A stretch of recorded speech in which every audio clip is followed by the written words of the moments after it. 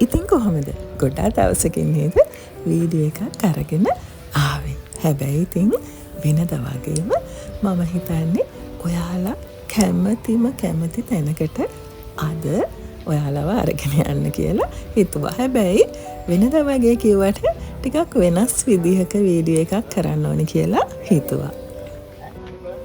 මම ගියා දළදා මාලිගාව වැඳ පුදාගෙන එන්න. ඒක ඉතින් විශේෂ දෙයක් නෙවෙයි. මොකද හැමදාම මට පුළුවන් වෙලාවට මම ගිහිල්ලා දළදා මාලිගාවට වඳිනවා. ඒ වගේම තමයි මම වීඩියෝසුත් කරනවා. හැබැයි අද මම හිතුවා වෙනදට වඩා ටිකක් වෙනස් වීඩියෝ එකක් කරන්න කියලා. මේ පේනව නේද? ඔන්න මම අද ඇතුළුනේ දළදා මාලිගාවේ මෙන්න මේ වැල් බෝධිය තියෙන පැත්තෙන් තමයි. හැමෝම යන්නේ අර ඉදිරිපස ගේට් වෙන්නේ. මගේ වීඩියෝසුත් තියෙන්නේ ඒ විදිහම තමයි. අද මම ටිකක් වෙනස් වීඩියෝ එකක් කරන්න ඕනේ කියලා හිතුවා. වැල් බෝධිය පහු කරගෙන ඔන්න ඔය විදිහට ටිකක් ඉස්සරහට ආවා. එතකොට ඔන්න ඔය විදිහට තමයි අවට පරිසරය තියෙන්නේ. මේ බලන්න මේ වගේ තැන් ගොඩක් වෙලාවට දකින්න නෑ. මොකද හැමෝම අර ඉදිරිපස ගේට්ටුවෙන් ඇතුල් වුණා. ඊට පස්සේ දළදා මාලිගාව ඇතුළට ගියා. ඊට පස්සේ වැඳ පුදා ගත්තා. මේ පැත්තේ මොනවද තියෙන්නේ කියලා ගොඩාක් අය දන්නේ නැහැ. ඇත්තටම කියනවා නම් මටත් ඒක හිතුනේ. මම මගේ යෙහෙලියෙක් එක කතා කර ඉන්නකොට යා කිව්වා එයා දන්නේ නැහැ දළදා මාලිගාවේ අර දේවාලෙම තියෙන විස්තර ටික දන්නේ නැහැ. ඉතින් එයාත් කිව්වේ එයාත් එනවා. එයා ටිකක් දුර පළාතක ඉන්නේ. එයාත් එනවා ඇවිල්ලා ඔය විදිහට දළදා මාලිගාව වැඳගෙන යනවා. එතකොට දළදා මාලිගාව වැඳලා ඊට පස්සේ අර අලුත් මාලිගාව තියෙන්නේ. අන්න එතෙන්ටත් ගිහිල්ලා එතනටත් වැඳලා යනවා විතරයි කිව්වා. මේ වගේ තැන් තියෙනවා කියලා දන්නේ නැහැ කියලා. ඉතින් මට හිතුණා ගොඩාක් දෙනෙක් එහෙම තමයි. සාමාන්‍යයෙන් ඉතින් හැමෝම ඔය තනියමනේ ඉන්නේ දළදා මාලිගාව වඳින්න කියන්නේ පවුල් පිටින් එනවා. ඒ වුණාට අර අවට මොනවද තියෙන්නේ කියලා එච්චරම දන්නේ නැහැ. ඉතින් ඒක නිසා මට ටිකක් හිතුණාද ඒ පරිසරය දළදා මාලිගාවේ පරිසරය ටිකක් වෙනස් විදිහට ඔයාලට බෙදලා දෙන්න ඕනේ කියලා පෙන්වන්න ඕනේ කියලා.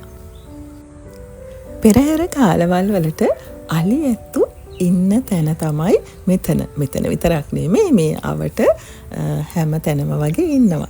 මෙතනත් විශේෂයෙන්ම මම දැකලා තියෙනවා පෙරහැර කාලෙට අලි ඇත්තු ඉන්නවා. මේ බලන්න මං කිව්වේ අර ප්‍රධාන ගේට්ටුවෙන් ඇතුල් වෙලා මෙන්න මේ විදිහට මේ පාර දිගේ යනවනේ. ඔන්න ඔතනින් තමයි හැමෝම යන්නේ. ඒ කියන්නේ මේ පැත්තට ගොඩක් එන්නේ නැහැ. මේ පැත්තේ තියෙනවා නාථ දේවාලේ තියෙනවා. එතකොට පත්තිනි දේවාලේ තියෙනවා. විෂ්ණු දේවාල තියෙනවා. අන්න ඒ වගේ දේවාලත් මේ මාලිගා භූමියේ තියෙනවා. හැබැයි ගොඩක් අය ඒක දන්නේ නැහැ. ගොඩක් අය කියන්නේ මේ අවට ඉන්න අය නම් දන්නවා. මට හිතෙන විදිහට ওই ගොඩක් දුර ඉඳලා ඈත පළාත්වල ඉඳලා එන අය දන්නේ නැත ඇති. මොකද මගේ යාළුවෙකුත් කීව නිසා තමයි මට හිතුනේ එහෙනම් එහෙම ගොඩක් අය සමහර විට දන්නේ නැතුව ඇති කියලා. ඔන්න වැල් බෝධිය ඉදිරිපිට තමයි තියෙන පත්තිලි දේවාලය. ඇත්තටම මට ඒක අමතක වුණ පත්තිනි දේවාලයේ පොඩි වීඩියෝ එකක් කරන්න ඕනි කියලා. ඉතින් ඔන්න පත්තිනි දේවාලයේ ඒ කොටස පහු කරලා වැල් බෝධියත් පහු කරලා ආවට පස්සේ ඊට පස්සේ මෙන්න මේ හරිය තමයි නාථ දේවාල කොටස. හරිම ලස්සනයි. කියන්නේ ඇත්තටම කොච්චර සෙනග පිරීලා හිටියත් කොච්චර හිටියත් හරිම දැනෙන්නේ හරි හුදකලා බවක්. මට නම් එහෙම තමයි. කොච්චර සෙනග හිටියත් මට මේ පරිසරයට ආවන් පස්සේ විශේෂයෙන්ම දළදා මාලිගාව පරිසරයට ආවන් පස්සේ කොච්චර සෙනග හිටියත් මට දැනෙන්නේ මගේ හිත හරිම සංසුන් බවක් විතරයි මට දැනෙන්නේ. ඉතින් මේවා හරිම අර පැරණි විදිහට මේ බලන්න මේ මල් පූජා කරන්න තියෙන තැන් එහෙම අර ගොඩාක් පැරණි විදිහට තමයි තියෙන්නේ. ඒවා නිකන් අර අලුත් විදිහට නෑ. ඒ විදිහට තියෙන එක මං හිතන්නේ ගොඩක් හොඳයි කියලා. මෙන්න ඔන්න බලන්නකො මෙතන චෛත්‍යයක් තියෙනවා. ඔන්න ඔය විදිහට තමයි ආවට පරිසරය හරිම ලස්සනට පේන්නේ. මේ ගොඩාක් පරණ ගොඩනැගිලි තමයි තියෙන්නේ. එතකොට ගස් කොළන් වුණත් එහෙම තමයි. එහෙම අලුතින් හිටවලා එහෙම අර අමුතු ලස්සනක් කරලා නැහැ. හරි අර හිත සංසුන් වෙන විදිහට තමයි මේ පරිසරය තියෙන්නේ. මේ පේනවද මං කිව්ව අර පරණ ගොඩනැගිලි තියෙන්නේ කියලා. ඒව ඇත්තටම අර හරියටම ඒ අවශ්‍ය පරිසරයට ලස්සනට ඔන්න ඔය විදිහට තියෙනවා. හිත හරි සංසුන් වෙනවා. මට නම් ගිහිල්ලා දවසේම හරි මේ වගේ ඇවිද ඉන්න පුළුවන්. ගොඩක් වෙලාවට මම එහෙම තමයි කරන්නේ. මට හිතනහම මම ලෑස්ති වෙලා ගිහිල්ලා මේ සීරේ ඔන්න ඔය විදිහට ඇවිද මේ පරිසරය බල හිත සංසුන් කරගන්නවා. එහෙම හිත සංසුන් කරගන්න ආපු අය ගොඩාක් මම දකිනවා. මේ බලන්න ඔන්න මම එක්කෙනෙක් දැක්කා. මෙන්න මේ විදිහට මේ වැටිලා තියෙන කොළ ඇහිඳිනවා. ඇත්තටම කියනවා නම් මේ දුර ඉඳලා ආපු අය නෙමෙයි. මේ විදිහට මේ වගේ දේවල් කාලය ගෙවන්නේ බොහෝම හිත සැහැල්ලු කරගන්න මෙතනට ආපු අය තමයි. ඒ කියන්නේ දුර පළාත් වල අය නෙමෙයි. මේ ආවට අය තමයි මෙන්න මේ වගේ දේවල් කරමින් හිත සැහැල්ලු කරගන්නේ. එකක් මතක් කරන්න ඕනේ, හැමෝටම මේවා දැනෙන්නෙත් නැහැ. හැමෝටම මේවා කරන්නත් බැහැ. මොකද එක එක්කෙනා තමන්ගේ හිත සැහැල්ලු කරගන්න එක, මානසික සුවය ලබා ගන්න එක එක විදිහට කරනවනේ. අන්න ඒක නිසා දැන් මම මේක මේ වීඩියෝ එක බලන හැමෝටම එහෙම වෙන්නේ නැහැ කියලා මම මතක් කරන්න ඕනේ. නැත්තම් සමහර විටයි ඕක කරාට හිත සැහැල් වෙනවාද කියලා. ඒක හැමෝටම නෙමෙයි. එක එක්කෙනාගේ ක්‍රම සහ විදි වෙනස්. මම දන්න නිසා මගේ හිත සැහැල්ලු කරගන්න ඒ වගේ දේවල් කරන නිසා තමයි මම ඒ විදිහට කිව්වේ. මමත් එහෙම තමයි. මට මතකයි මේ බබාලා පුංචි කාලේ එහෙම මොන්ටිසෝරියට එහෙම දාලා මම කරන්නේ දැන් එයාලව ඇරෙන කන් සමහර වෙලාවට මම ඉන්නවා. එතකොට මගේ වැඩ කටයුතු ටිකක් කරගෙන ඊට පස්සේ මම යනවා දළදා මාලිගාවට. ගිහිල්ලා වෙලාවට මේ විෂ්ණු දේවාලය ළඟ මම ගිහිල්ලා අතු ගානවා. එතකොට බෝධිය නාවනවා. ඔන්න වගේ වැඩ මම කරනවා. ඒ වගේ දේවල් කරන්නේ මට මුකුත් ලබා ගන්න නෙමෙයි. හැබැයි ලැබෙනවා. මට මගේ මානසික සුවය ලැබෙනවා. එච්චරයි මට ලබා ගන්න ඕනේ. ඉතින් ඔන්න දැන් මේ හරිය තමයි විෂ්ණු දේවාලයේ හරිය. මෙන්න මේ එතන ওই පාරක් ඔය දැක්කේ. ඒ පාර දිගේ මාලිගාවේ පිටිපස්සෙන් ඇවිල්ලා විෂ්ණු දේවාලයට වෙනමම යන්න පුළුවන්. මේ බලන්න අපේ ගෙදරත් මේ වගේ මල් වලක් තියෙනවා. අපේ ගෙදර ඉතින් කොච්චර දැක්කත් මේ වගේ තැනකදී දැක්කහම ඇත්තටම ආස හිතෙනවා. මල් කියන්නේ මල්. මට මල් වල වර්ගය, මල් වල පාට, ඒ වගේම වටිනාකම නෙමෙයි මට වැදගත් වෙන්නේ. මම මල් වලට හරිම ආසයි. ඉතින් මට හිතෙනවා මෙන්න මේ විදියට මේ ආපු ගමනක් මතක් වෙන්නත් එක්ක මෙන්න මේව ලස්සනට පොඩි වීඩියෝ ක්ලිප් එකක් ගන්න ඕනේ කියලා. මොකද බලන අය ඊට පස්සේ බලනවා කොහොමයා කොහොක් කියවන්නේ නැහැ නේ කියලා. ඒ වගේ කමෙන්ට්ස් දානවා. බලන්න හරි ලස්සනයි නේද? මේක පියවි ඇහෙන් බලනකොට පුදුමාකාර ලස්සනක්. අර දම් පාට මල් ටික උඩින් ලස්සනට වැලේ පිපිලා තියෙනවා. ඊට පස්සේ බිමට වැටිලා තියෙනවා. හරිම ලස්සනයි. මෙන්න තියෙනවා විෂ්ණු කාන්ති මල්. හරියටම විෂ්ණු දේවාලයට ඇතුල් වෙන තැනම ඔන්න ඔය විදිහට නිල් පාට මල් ගොඩාක් හදලා තියෙනවා. ඉතින් ඔන්න බලන්නකෝ. ඒවත් හරි ලස්සනයි ඉතින්. හරියටම දේවාලෙටම ගැලපෙන නිල් පාට විෂ්ණුකාන්තිද විෂ්ණුකාන්තද කියලා මම හරියටම දන්නේ නැහැ. ඔන්න ඔය මල් තියෙනවා ඉතින්.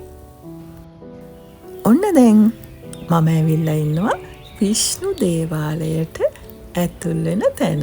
මේ බලන්න මං කිව්වේ අර පැරණි ගොඩනැගිලි. ඒ වගේම තමයි පැරණි ගොඩාක් පැරණි ගස්. මෙතින්ට ඇතුල් වෙනකොට හිතට හරි අමුතු සැහැල්ලුවක් සැනසිල්ලක් දැනෙනවා. මේවා මේ ගොඩනැගිලි පරණ වුණාට මේ බලන්න මේ පඩිපෙළ එහෙම ගොඩාක් පැරණි පඩිපෙළක්. ඉතින් මෙන්න මේ විදිහට පඩිපෙළ ඇතුල් වෙන තැන කහ භාජනයක් තියලා තියෙනවා. දන්න අය නම් කරන්නේ ටිකක් අත් දෙකත් ගාගෙන ඊට පස්සේ මෙතනින් සිරිප්පු ගලවලා යනවානේ.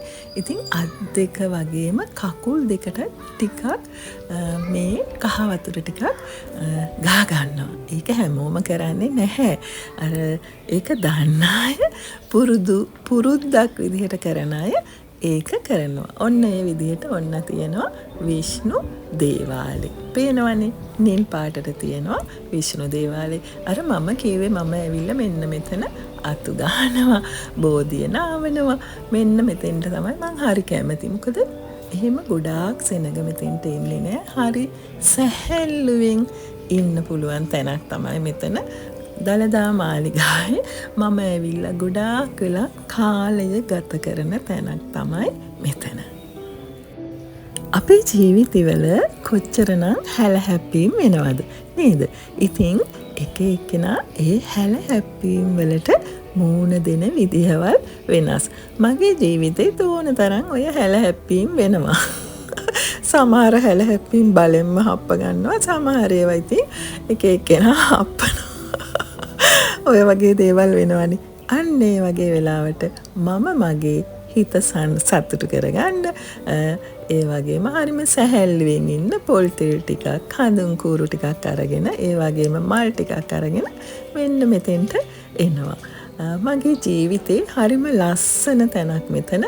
ඒ කියන්නේ මෙතෙන්ට මම ඇවිල්ලා ඉන්න වාර ගාන, ඇවිල්ලා තියෙන වාර ගාන ඇත්තටම මට කියන්න දන්නේ නැහැ. ඒ තරමටම මම මෙතෙන්ට ඇවිල්ලා තියෙනවා. දළදා මාලිගාව ඇතුළට නොගියත් මම කරන්නේ අර පිටිපස්සේ ගේට්ටුවෙන් මෙන්න මෙතෙන්ට, ඒ කියන්නේ විෂ්ණු දේවාලයට මම බොහෝ වෙලාවට එනවා.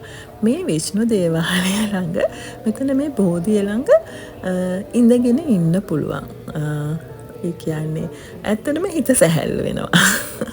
මම හිත සැහැල්ලු කරගත්ත තැනක් තමයි මේ විෂ්ණු දේවාලය ළඟ තියෙන බෝධීන් වහන්සේ. ඉතින් මේ විශ්වයට ස්තුතියි. මේ විශ්වයට ආදරේ. මට මේ වගේ තැන් පෙන්නුවට.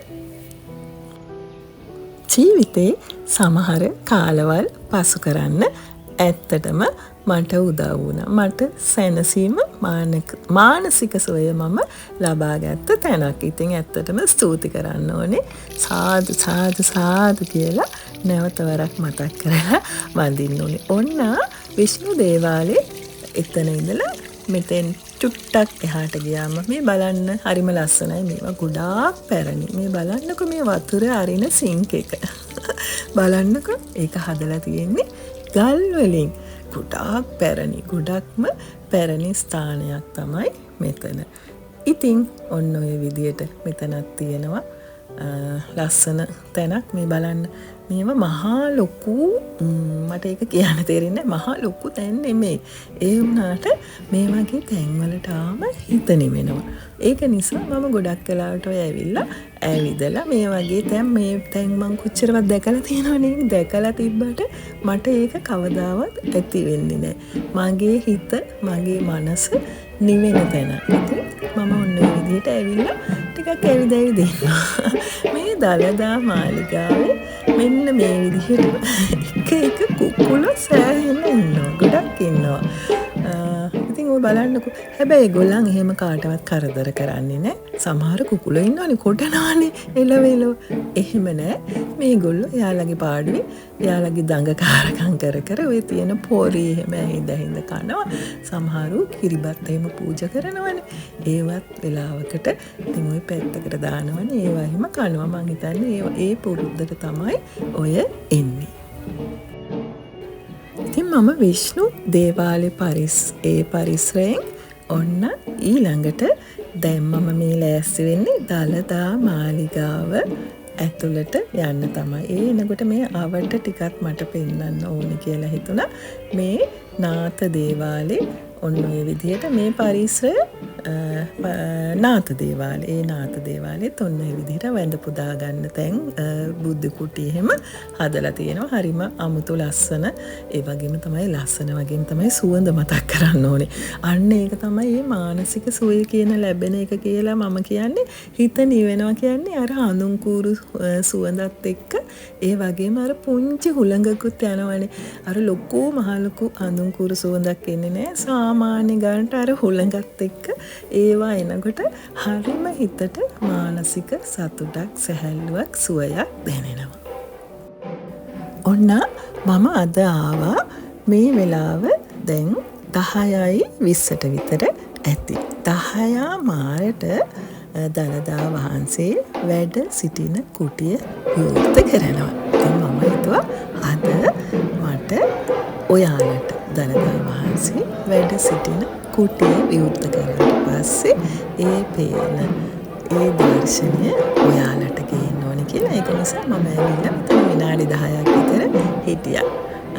අනිවාර්යෙන් මං හිතන්නේ දළදා මාලිගාවට ආවනම් ගොඩක් වෙලාවට ඉතින් මේ වෙලාවට එන අයට ඒ දර්ශනය බලන්න පින තියෙනවා. ගොඩාක් වෙලා ඉතින් එහෙම මේ කුටිය ඇරලා තියන්නේ නැහැ.